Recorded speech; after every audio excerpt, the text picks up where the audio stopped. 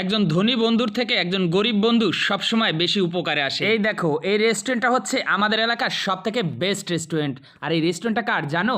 আমার সবচেয়ে কাছের বন্ধুর। হ্যালো স্যার, এখানে ঢোকা যাবে না বিনা পারমিশনে, এখানে এন্ট্রি করতে হবে। আরে কিসের এন্ট্রি? তুমি তো জানো আমি কে।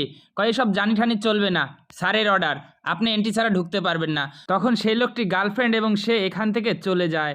পরের দিন মন খারাপ করে রেস্টুরেন্টের সামনে দাঁড়িয়ে আছে।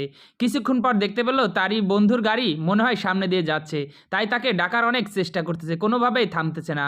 অনেক দূর গাড়ির পিছনে দৌড়াতে দৌড়াতে দৌড়াতে যখন ক্লান্ত হয়ে পড়লো, তখন ঠিক কিছুটা দূরে গিয়ে লুকিং গ্লাসে দেখে সে গাড়িটা দাঁড় করালো। গাড়ি থেকে বড়লোক একটা ছেলে নামলো আর পরে তার বন্ধু নামলো। দুজনে স্টাইল করে হেঁটে আসলো। আরে এইভাবে গাড়ির পিছনে ডাকাডাকি করতেছিস কেন? আরে এইভাবে ডাকিস কেন? সব ঠিক আছে তো? আরে ঠিক আছে, আগে বল তুই এত তাড়াহুড়া করে কোথায় যাইতেছিস? আরে আজকে একটা কোর্টে হাজিরা আছে, খুব সিরিয়াস, না যেতে পারলে হবে না। আচ্ছা তোকে এমন দেখাচ্ছে কেন? কিছু হয়েছে তুই বল। না মানে সেদিন তোর রেস্টুরেন্টে গিয়েছিলাম, তখন আমাকে এন্ট্রি ছাড়া ঢুকতে দেয় নাই, তাই ওখান থেকে চলে আসতেছে। আরে কি বলোস? আমার রেস্টুরেন্টে তোকে ঢুকতে দেয় নাই? দাঁড়া আমি এখনই শুনছি। এর ভিতর ফোন আসলো, ফোনটা রিসিভ করতে শুনতে পেলো তার মা হার্ট অ্যাটাক করছে, তাকে জরুরি হসপিটালে নিতে হবে। বন্ধু বলল কি হয়েছে, এমন দুশ্চিন্তা কেন? তখন বলল আজকে একটা কোর্টে হাজিরা আছে, হাজিরা দিতেই হবে। এদিকে মা অসুস্থ, হার্ট ফেল করছে নাকি, তাকে হসপিটালে নিতেই হবে।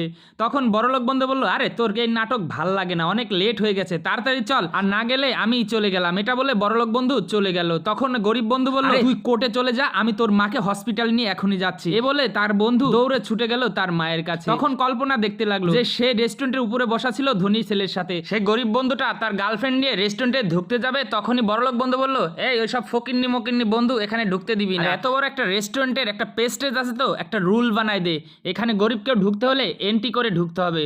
তখন বন্ধুর কথা শুনে ম্যানেজারকে ফোন দিয়ে তখন সেই রুলসের কথা জানিয়ে দিল। আর তারপর থেকেই এই রেস্টুরেন্টে রুলস করে দিল যেন কেউ সাধারণভাবে ঢুকতে না পারে। তখন সে কল্পনায় ফিরে এলো যে যার কথা শুনে আমার গরিব বন্ধুকে বের করে দিয়েছি, সে আজকে কাজের অজুহাতে আমাকে ছেড়ে চলে গেল, আর গরিব বন্ধুটি ছুটে গেল তার অসুস্থ মাকে হসপিটালে ভর্তি করতে। এটাই তো হলো জীবনের সবচেয়ে শ্রেষ্ঠ বন্ধু।